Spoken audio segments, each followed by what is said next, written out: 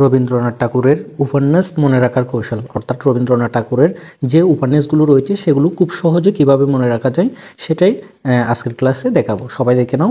চলো একটি গল্পের মাধ্যমে এগুলো মনে রাখা যাক। এগুলো কিন্তু একটি গল্পের মাধ্যমে কিন্তু মনে রাখা যাবে। যেমন গল্পটি হচ্ছে গোরা চতুরঙ্গের ঝোঁকে বালি দিয়ে ঘরের বাইরে কবিতার সাথে যোগাযোগ করতে গিয়েছিল। অর্থাৎ এই ছোট্ট একটি লাইন যদি তুমি মুখস্থ করতে পারো তাহলে সেক্ষেত্রে রবীন্দ্রনাথ ঠাকুরের সকল উপন্যাস কিন্তু খুব সহজে মনে রাখা যাবে।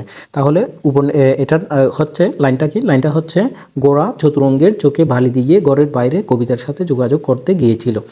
এখানে হচ্ছে গোরা, প্রথমে যে শব্দটা আছে গোরা, এই গোরা মানে হচ্ছে এই গোরা উপন্যাসটাকে বোঝানো হয়েছে। আর চতুরঙ্গ মানে হচ্ছে চতুরঙ্গের মানে হচ্ছে চতুরঙ্গ উপন্যাসটিকে বোঝানো হয়েছে। তারপর হচ্ছে চোখের বালি দিয়ে চোখের বালি উপন্যাসটাকে বোঝানো হয়েছে।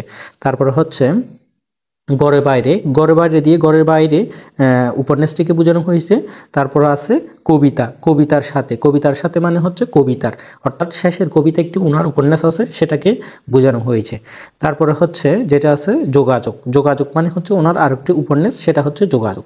অর্থাৎ গোরা চতুরঙ্গ চোখের বালি ঘরের বাইরে শেষের কবিতা যোগাযোগ, এই ছয়টি হচ্ছে রবীন্দ্রনাথ ঠাকুরের উপন্যাস।